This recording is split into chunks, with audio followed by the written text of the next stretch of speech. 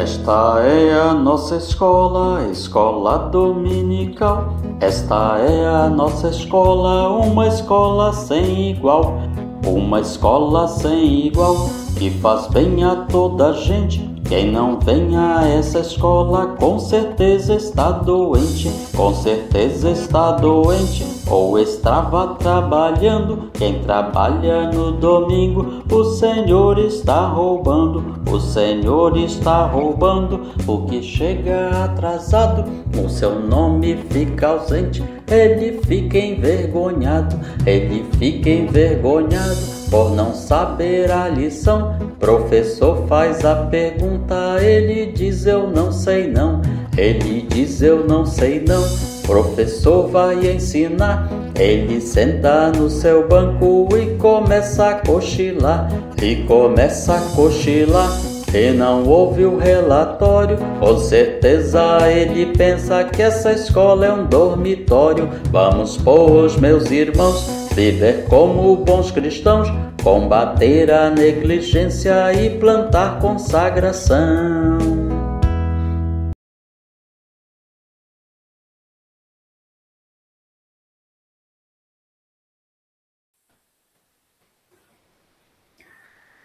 Graça e paz a todos que nos acompanham aqui no canal Palavra Viva e Fiel.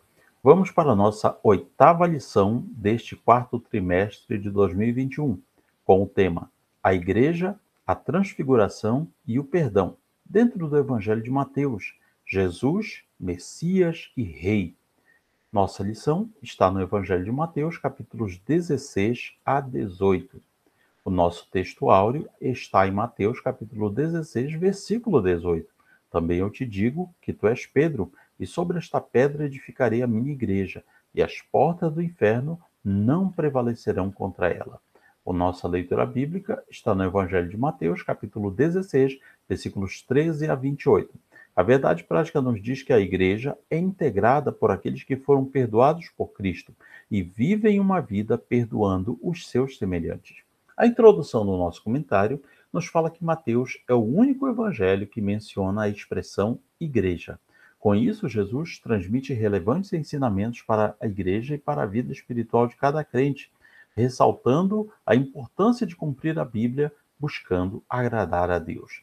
O primeiro tópico nos fala sobre o fermento dos fariseus. O capítulo 16 de Mateus inicia com os fariseus provocando Jesus, pedindo que ele mostrasse algum sinal do céu. E Jesus os descarta, os chama de hipócritas e pergunta: vocês sabem entender a face do céu, ou seja, saber os sinais da chuva, do bom tempo, pelo formato das nuvens, mas não sabem discernir os sinais dos tempos?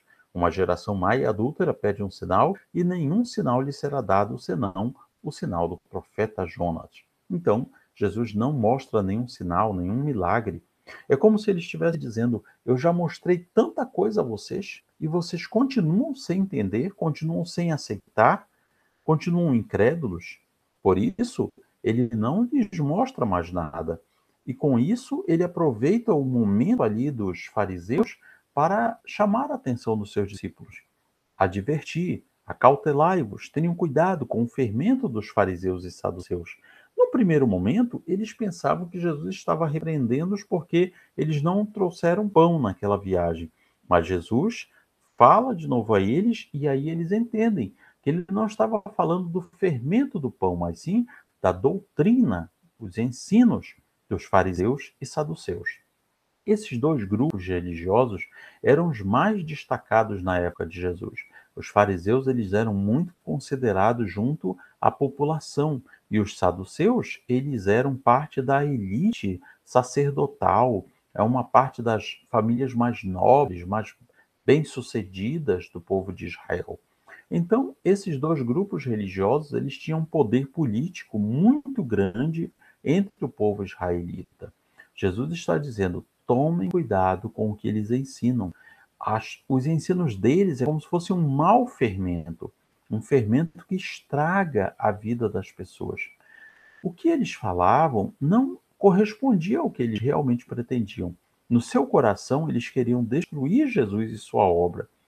Externamente, os fariseus e saduceus, eles usavam palavras agradáveis, macias, ainda não estava naquele momento de oposição severa a Cristo, mas no fundo eles pretendiam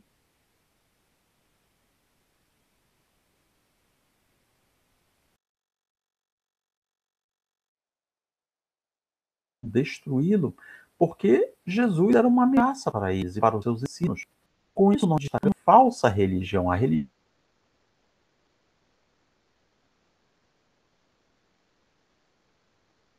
de aparência, uma religião cheia de regras, tradições, vindas do coração do homem, não do coração de Deus.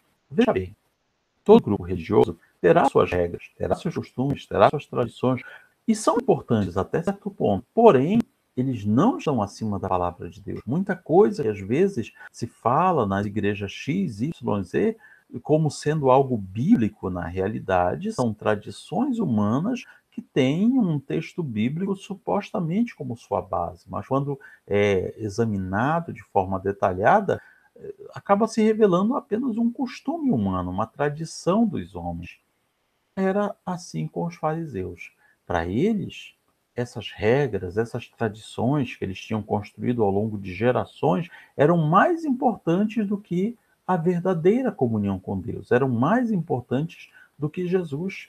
Ainda que eles tentassem ocultar, eles estavam rejeitando a Cristo e ao seu evangelho, a Cristo e a sua palavra.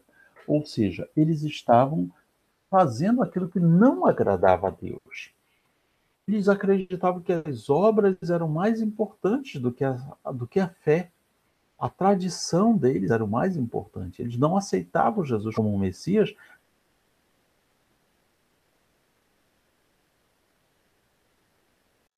porque Jesus não se encaixava no padrão de Messias que eles tinham aprendido a acreditar.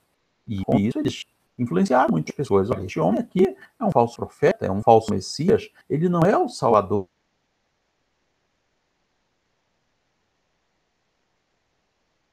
A palavra deles, o ensino deles é como se fosse um ferro ruim que estragava a massa do pão. Cristo, portanto, ele veio trazer uma nova comunidade.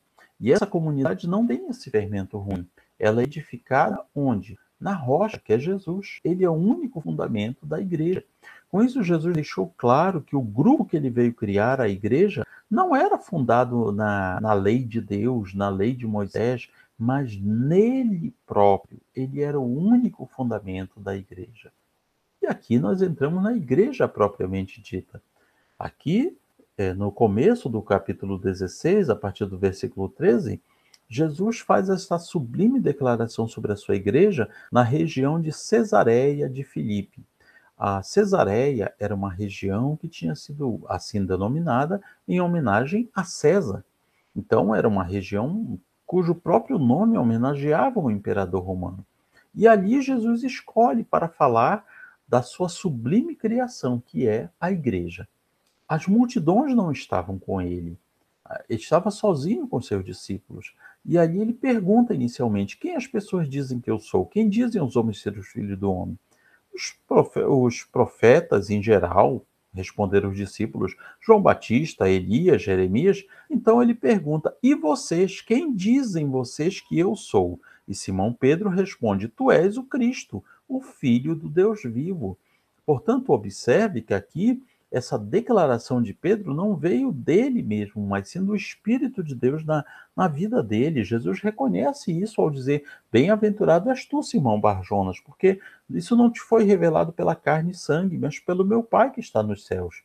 E ali ele aproveita para introduzir este assunto que até então estava oculto a todos. Também eu te digo que tu és Pedro, e sobre esta pedra edificarei a minha igreja. Há quem leia esse texto e pense: Pedro é a pedra sobre a qual a igreja será edificada. Não, não é assim. Jesus estava usando ali de um sutil jogo de palavras. Pedro, na língua grega, é Petros. E aqui ele fala sobre esta Petra. Então, Petros é Petros. Petra é Petra. Petros é uma pedra pequena. Petra é a rocha sobre a qual a igreja será edificada. Então, obviamente que não podia se referir a Pedro, mas sim a ele próprio. E isso é confirmado pela leitura que fazemos do Salmo 118, onde ali fala da pedra que foi rejeitada pelos construtores, apontando para Jesus, mas que veio a se tornar a principal do edifício, a principal do fundamento da construção.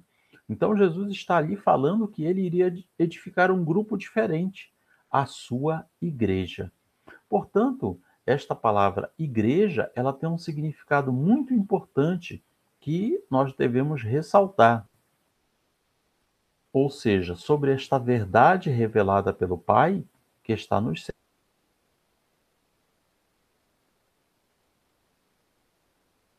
céus. Ou seja, que Cristo é o Filho do Deus vivo. Quando Jesus fala dessa maneira, Pedro, ele está dizendo que a igreja será edificada sobre esta verdade. Não é sobre Pedro, mas sobre ele mesmo. Sobre esta pedra, a pedra que os construtores rejeitaram, ele ia construir a sua igreja. E aí vamos à palavra eclésia. Vem do grego eclésia, que significa literalmente assembleia, congregação, chamados para fora. Essa palavra aparece 24 vezes em Atos e mais de 60 vezes nas epístolas de Paulo. Ou seja, um grupo que até então não se tinha notícia, um grupo diferente, um grupo de chamados para fora. Por isso, a Igreja de Jesus Cristo é composta de pessoas livres, chamadas para fora do mundo para segui-lo. Veja, portanto, que é como se Jesus estivesse dizendo: César tem a sua Cesareia, mas eu terei a minha igreja. Eu vou construí-la sobre mim mesmo, e eu é que estarei construindo. Com isso, ele deixa já o embrião da igreja que iria nascer, que iria surgir tempos depois. Ainda nesse terceiro item, nós lemos sobre uma advertência que Jesus aproveita para falar naquele momento, que é sobre caminhar, segui-lo. Quem quiser vir após mim, renuncie a si mesmo, tome sobre si a sua cruz e siga-me. Antes disso, o apóstolo Pedro, talvez até, quem sabe, animar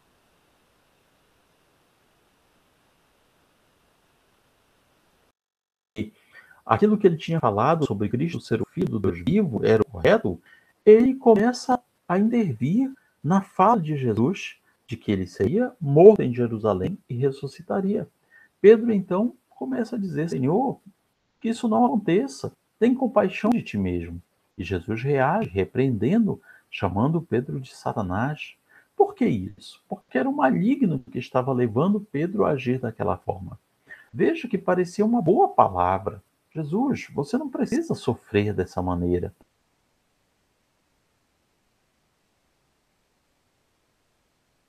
Esse martírio. Veja que o inimigo das nossas almas, durante todo o ministério de Jesus, procurou afastá-lo do caminho da cruz. Com isso, Jesus estava mostrando a Pedro, ao repreendê-lo, que qualquer inspiração que conduz à salvação sem a cruz não vem de Deus. E assim existem hoje grupos religiosos que dizem: não precisa passar pela cruz para ser salvo, podemos ser salvos de outras maneiras. Mas aqui Jesus deixa bem claro que se queremos triunfar, temos que passar pela cruz. Não basta reconhecer a Jesus como Filho de Deus. Jesus nos encaminha a uma nova dimensão compreensiva de sua pessoa. Ele é o sacrifício necessário, o servo sofredor mencionado em Isaías 53. Algo que até então nem existia e até hoje não existe no pensamento judaico. No pensamento judaico, cada um deve lidar com seus pecados diante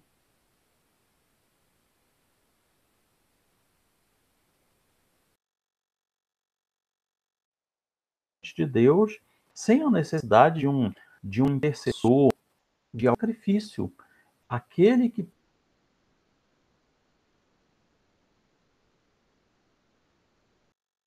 pode nos perdoar de todos os nossos pecados e nos salvar.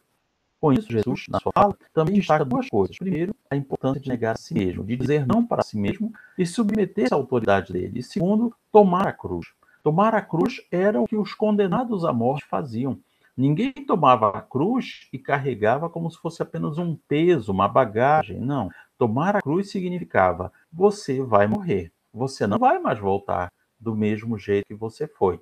Você foi vivo, vai voltar morto. Você foi gente, agora você vai voltar um cadáver. Então, espiritualmente falando, tomar a cruz significa a sua disposição de você morrer para você mesmo, de ser uma nova criatura, de abandonar os seus velhos hábitos, velhos costumes, os seus pecados, a sua vida desregrada e sem Deus, e a partir de agora ser uma nova criatura.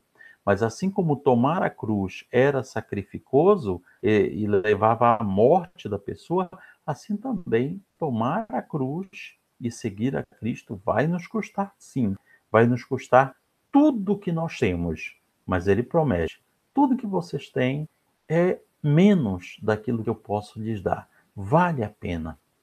Só se pode seguir a Jesus levando a cruz particular. Cada um de nós tem a sua cruz. Sem isso, que representa a nossa rendição absoluta a Ele, não poderemos seguir. Ele diz: quem não nega a si mesmo e não toma a sua cruz não serve, não presta para ser meu discípulo. Ele fala em outro momento. Então, se queremos realmente ser discípulos de Cristo, precisamos levar a nossa cruz. Vamos aqui ao segundo tópico: glorificação e fé. No final do capítulo 16, no versículo 28, Jesus faz uma solene promessa: em verdade vos digo que alguns há dos que aqui estão, ou seja, se referindo às pessoas que estavam ali, que não provarão a morte, até que vejam vir o Filho do Homem no seu reino. Isso levou algumas pessoas a interpretarem dizendo: bem, então Jesus já veio naquela época, naquele período de tempo, veio de uma forma simbólica. Não, não, não. Não é dessa maneira que esse texto se cumpre. Esse texto ele vai se cumprir no capítulo 17.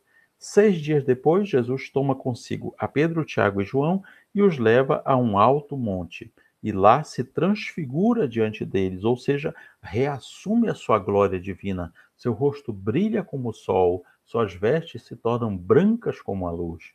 Ou seja, prefigurando aquilo que o mesmo apóstolo João, veja só que privilégio, João teve a oportunidade de ver Jesus transfigurado nesse momento e teve a oportunidade de vê-lo transfigurado numa glória maior ainda em Apocalipse, capítulo 1. A descrição é praticamente a mesma.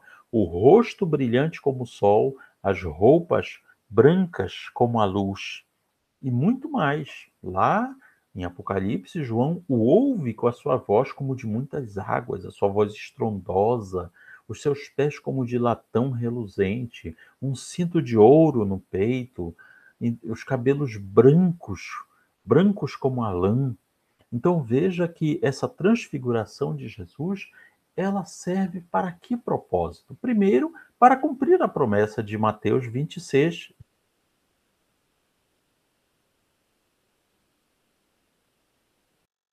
8.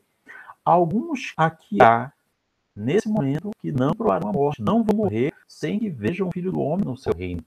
Então, não significa ver já o reino de Deus estabelecido, não. Significa ver Jesus na sua glória original. E isso foi cumprido em Pedro, Tiago e João no episódio da Transfiguração. No episódio da Transfiguração, o Pai repete as mesmas palavras que já tinha dito no batismo: este é o meu Filho amado, em quem me comprazo. As pessoas o ouvem diretamente. Em João 12, 28, também vemos que as pessoas ouviram quando o Pai dos céus fala: eu já o glorifiquei e ainda o glorificarei. Na transfiguração surgem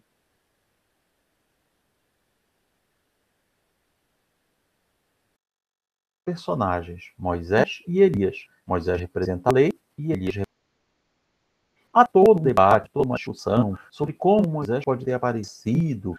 Aqueles que são da linha mortalista, ou seja, dizem que morreu, acabou mesmo, tem só que esperar a ressurreição, dizem que Moisés foi ressuscitado só para comparecer aqui no episódio da Transfiguração e depois morreu de novo. Só que a Bíblia não fala isso em momento algum. Já pela linha imortalista, é bem mais fácil de entender.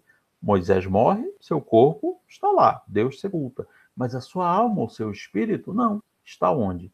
Está num plano espiritual.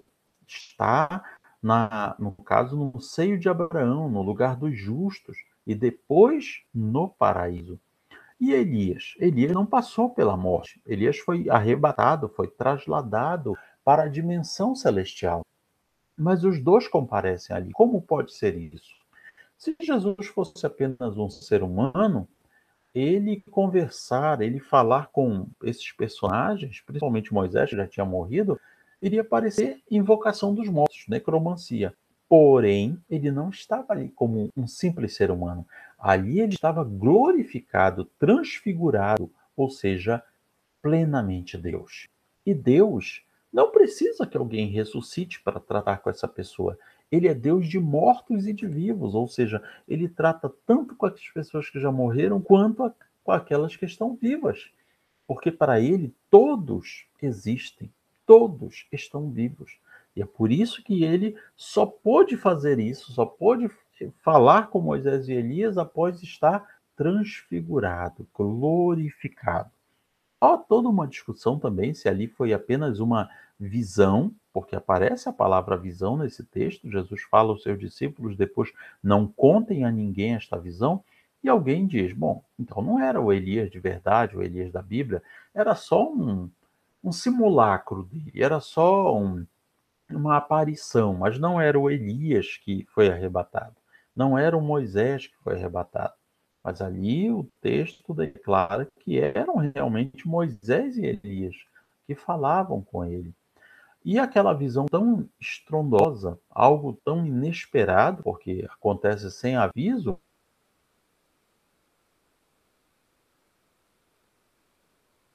os discípulos têm um belo vislumbre do céu.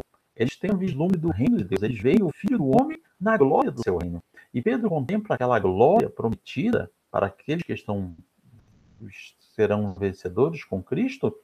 E ele fala a Jesus: Mestre, bom é estarmos aqui. Vamos fazer 3 barracas, 3 tendas, 3 tabernáculos, uma para Moisés, outra para ti, outra para Elias. Marcos e Lucas também registram o episódio da transfiguração e acrescentam nessa fala de Pedro que ele não sabia o que estava dizendo, ele estava fora de si. Ele ficou junto com Tiago e João tão assombrado, tão espantado com aquela visão que ele estava falando coisas ali sem sentido, mas que expressava o desejo dele de não sair mais dali. Aquela visão era tão gloriosa que simplesmente fazia com que ele se esquecesse desta vida na Terra e dissesse: nós temos que ficar aqui para sempre, não vamos mais sair daqui, vamos ficar para sempre aqui, até o fim da vida, nesta glória tão maravilhosa. Era isso que ele queria expressar, mas não sabia falar com as palavras corretas. Glorificado eternamente com a ressurreição, Jesus também tem para aqueles que lhe servem, como última fase da obra da salvação, a glorificação, que ocorrerá quando da ressurreição dos mortos em Cristo e do arrebatamento dos salvos com corpos glorificados. Ou seja, os que morreram em Cristo estão no paraíso, mas ainda não estão glorificados. Seus corpos estão no pó da terra, destruídos, mas eles serão ressuscitados e serão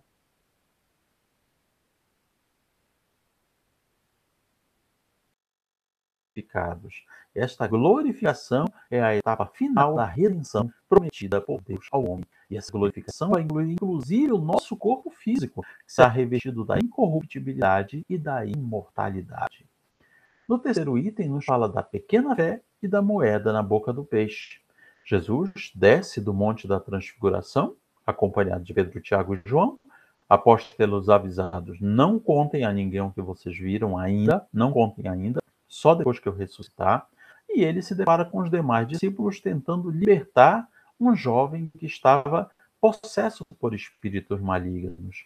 Então, após um bom tempo ali tentando, os discípulos não conseguiam libertar aquela pessoa e Jesus, com uma palavra, repreende aquele espírito mau e deixa liberto aquele jovem que estava acompanhado pelo seu pai e que estava seu pai muito ansioso por ver o seu filho naquele estado. Os discípulos então perguntam: por que nós não conseguimos? O que faltou para nós? E Jesus aproveita esse momento para dizer: vocês não conseguiram por causa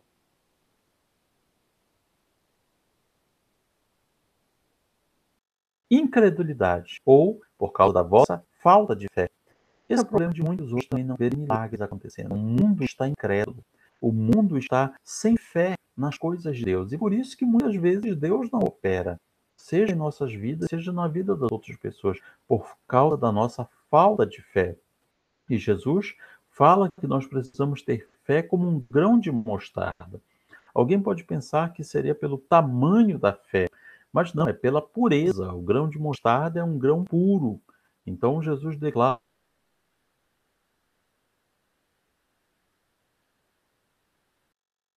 esse tipo de fé. Mas ele também acrescenta que aquele tipo, aquela caixa de demônio, não era expulsa a não ser por jejum e oração. Aprendemos então que se queremos libertar os oprimidos, precisamos ter fé, precisamos estar com a nossa vida no altar, com oração e jejum. Essas são as lições que nós encontramos na libertação daquele jovem endemoniado também. Aqui o nosso comentarista ele declara a questão da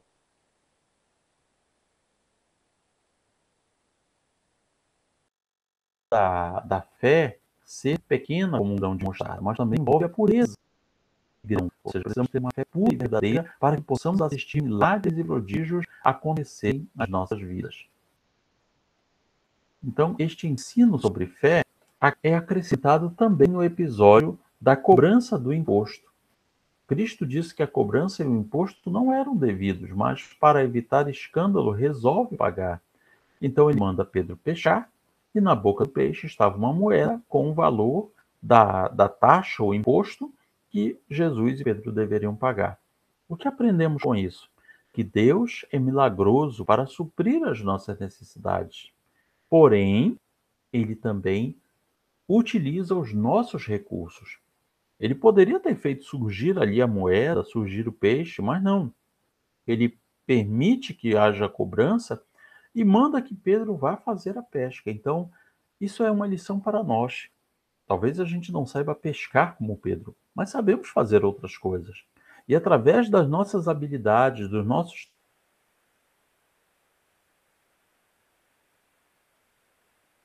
daquilo que sabemos realizar, Deus quer realizar milagres para suprir as nossas necessidades. Há quem não sabe pescar, não sabe organizar, sabe limpar, sabe varrer, sabe construir, sabe fazer outras coisas. E através desses talentos, dessas habilidades, Deus quer mandar o recurso que precisamos para suprir as nossas necessidades materiais. E isso também é uma lição de fé, mas também uma lição sobre o nosso esforço. A nossa fé, ela traz resultados através dos nossos esforços em Deus. Vamos aqui para o terceiro tópico: criança, tropeço e perdão. A criança, ela surge no auge de um debate dos discípulos sobre qual deles seria o maior. Para eles, o reino dos céus logo se estabeleceria na terra. Ou seja, o reino de Cristo seria aqui nessa terra. Eles estavam esperando isso acontecer naquela época. E eles disputavam qual de nós será o maior, qual será o braço direito de Jesus, qual será o seu conselheiro maior. E Jesus, para acabar de vez com aquelas ilusões deles de que o reino de Deus era como o reino dos homens, chama uma criança, coloca no meio deles e diz: se vocês não se converterem, não se fizerem como crianças, de maneira nenhuma entrareis no reino dos céus. Portanto, aquele que se tornar humilde ou pequeno, como esta criança, esse é o maior no reino dos céus. Veja, portanto, que essa fala de Jesus é para acabar de vez com aquela tendência do ser humano de procurar ser o maior cada vez mais, porque é isso que o ser humano procura, crescer em cima dos outros, seja através do dinheiro, seja através dos seus talentos, dos seus dons, das suas capacidades ou qualquer outra coisa. O ser humano ele sempre procura um motivo para se engrandecer em cima do outro. Jesus está dizendo: não façam isso, não procurem ser o maior, procurem ser o menor, procurem ser como uma criança. E diz que aquele que não se convertesse e não se tornasse como uma criança não entraria no reino dos céus. Isso com certeza deve ter sido um tremendo balde de água fria no orgulho e na disputa dos discípulos. Finalmente eles estavam começando a entender que o reino de Deus, o reino dos céus, não seguia as mesmas regras dos reinos dos homens. E Jesus, portanto, ele retira o foco dos discípulos sobre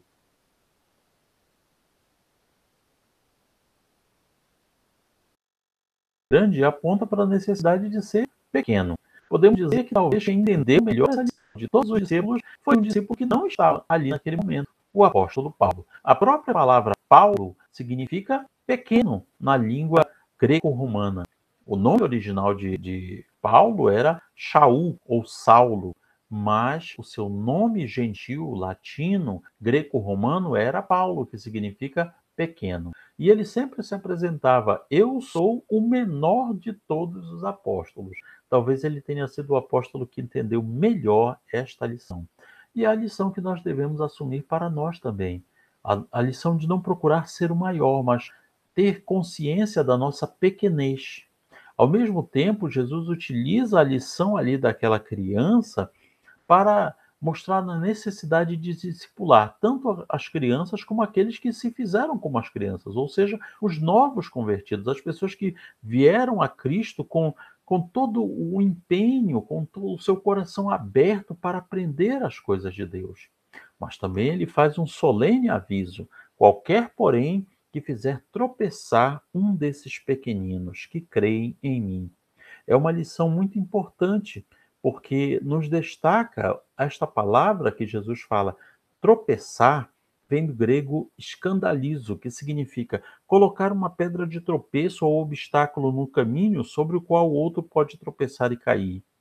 Quantos nas igrejas não colocam tropeço na frente dos outros? Muitas vezes daquele novo convertido, aquela pessoa que aceitou a Jesus recentemente, está cheio de, como nós diríamos, com aquela chama do primeiro amor e leva aquele balde de água fria de pessoas que já estão ali há mais tempo naquela igreja e que colocam algum tipo de atitude ou palavra que desanima aquele novo convertido, que faz com que ele muitas vezes até saia da igreja. Jesus fala contra isso aqui. A palavra escandalizo também significa seduzir ao pecado, fazer uma pessoa começar a desconfiar e abandonar alguém em quem deveria confiar e obedecer. O novo convertido, aquele que crê em Jesus, ele deveria confiar e obedecer a Cristo, mas alguém vem e coloca dúvida no seu coração. Você não pode confiar em Jesus, não precisa de Jesus, e acaba fazendo com que a pessoa abandone a fé cristã. Mas isso também vale para a questão das crianças. Jesus enfatiza a necessidade de cuidar dos pequeninos, das crianças, dos novos convertidos em geral, e coloca esse aviso contra aqueles que fazem os outros tropeçar na fé. Isso também nos fala daqueles pais que não ensinam seus filhos nas coisas de Deus, não levam à igreja, não deixam ir para a escola dominical, não compram uma Bíblia para a criança ler, não ensinam a criança a ler a Bíblia, e a criança vai crescendo longe das coisas de Deus, não sabe nem que livro é esse, não sabe nem o que é Bíblia, só sabe de Jesus porque chega no Natal, falam de Jesus em algumas canções, mas nada além disso. Esse tipo de pais são pais que colocam tropeço diante dos pequeninos.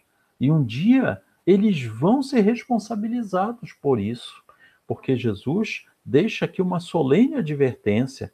Quem escandalizar ou quem fizer tropeçar um desses pequeninos que creem em mim, ele não diz o que acontece, mas diz o que era melhor que acontecesse. Melhor fora que se pendurasse ao pescoço uma grande pedra, uma mó de azênia, uma grande pedra de moinho, e se afundasse na profundeza do mar. Jesus está dizendo: aquelas pessoas que fazem os outros tropeçar na fé, era melhor amarrar uma pedra no pescoço e jogar no fundo do mar. Com isso, sabemos que essas pessoas sofrerão grande castigo, grande condenação. E Jesus aproveita que ele está falando do fazer tropeçar, do escandalizo, e no versículo 7 ele fala dos escândalos, que é a mesma coisa, é o tropeço. Ele está dizendo que é necessário que venham escândalos, até para provar a fé das pessoas, mas ai daquele que causa o escândalo. E o escândalo, o tropeço, ele vem de várias maneiras, vem de várias formas. Há muito tempo se pensava apenas que escândalo era apenas quando se ouvia dizer: olha, o irmão fulano, a irmã cicrana caíram em tentação, adulteraram, prostituíram. Isso é um escândalo. mas há muitas mais formas de escandalizar as pessoas, de afastar as pessoas da verdadeira fé. E Jesus está dizendo: ai dessas pessoas que causam esses tropeços, que causam esses escândalos. O mundo está cheio de pessoas que já foram crentes, já foram cristãos sinceros, mas por causa dos escândalos colocados por outros, acabaram se afastando da fé. A advertência de Jesus é para aqueles que causam esse tipo de coisa. Quem serve a Deus deve lutar contra o mal com muito afinco, devendo fazer o que estiver ao seu alcance para não tropeçar, trazendo condenação sobre si e sendo motivo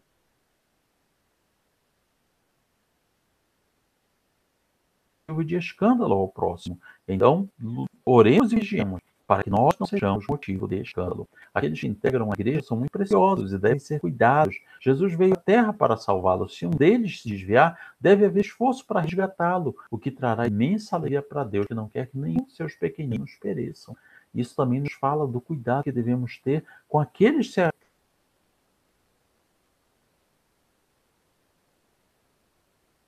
afastam dos caminhos do Senhor. Não esquecê-los à beira do caminho, mas irmos atrás destas ovelhas desgarradas e perdidas. Disciplina cristã. O perdão envolve a questão daqueles que cometem alguma falta.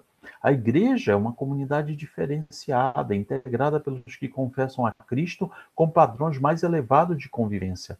A igreja recebeu de Jesus o poder para exercer a sua autoridade no cuidado das pessoas, pois aquilo que a igreja ligar na terra será ligado nos céus. Então, vemos que duas pessoas, dois discípulos de Jesus, concordando sobre algo para abençoar as pessoas na direção de Deus, será concedido. Jesus está dizendo: não precisa todo mundo, o que dois de vocês combinarem, Deus concordará no céu também. Ele também declara que onde dois ou três estiverem reunidos no nome do Senhor, ele se fará presente. Alguns interpretam errado esse versículo e dizem: eu não preciso estar numa igreja, numa assembleia para congregar. Apenas eu e mais dois ou três e pronto, está resolvido o problema. Mas se a gente for olhar o contexto todo de Mateus 18, Jesus está falando aqui da questão de dois ou três como necessários para repreender o irmão faltoso. Ele está dizendo que aquela pessoa que ofendeu, que pecou, ela tem que ser ajudada, tem que ser conscientizada do seu erro. Então, aquele que é o ofendido ou que viu o erro, conversa com aquele que cometeu o erro. Caso não escute, chame mais outro e vão lá tentar de novo, ajudar o faltoso a se emendar, a ir para o caminho correto. Caso ele não queira, leva o assunto para a comunidade. Olha, aí já passou para a questão da igreja. E a igreja deve também aconselhar aquela pessoa. Mas se ele não ouvir, deverá ser afastado da comunhão com a igreja até que se arrependa. E é um arrependimento sincero, digno realmente. Por isso, nesse contexto é que Jesus fala sobre a questão de dois ou três. Os dois ou três não é para fazer um culto, uma vigília. Não, não é isso. Ele está dizendo que dois ou três é o suficiente para ir até o ofensor, ir até o pecador, para repreendê-lo, para aconselhá-lo, mas se ele não quiser, é o suficiente também para condená-lo, para discipliná-lo. Não precisa necessariamente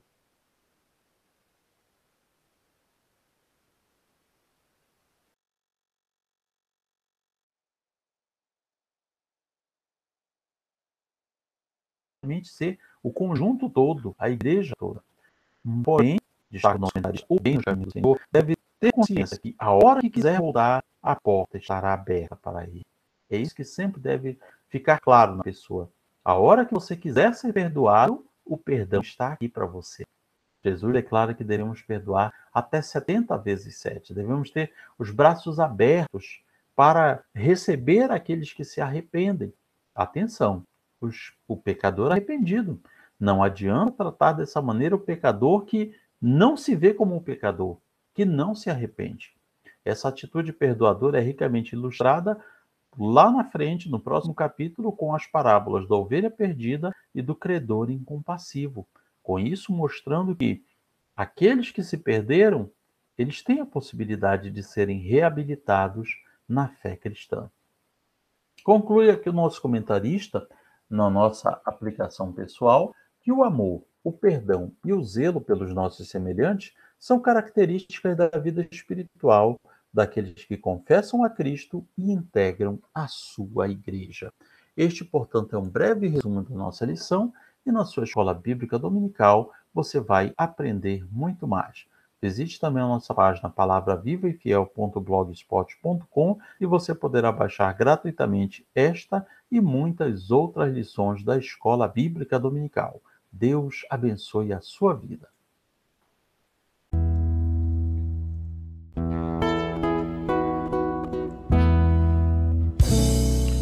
Findou-se o tempo de estudo da escola dominical. Boa lição aprendemos do nosso Pai Celestial. Despede-nos, Jesus Cristo, em tua paz e amor, e nos concede para sempre o teu celeste favor.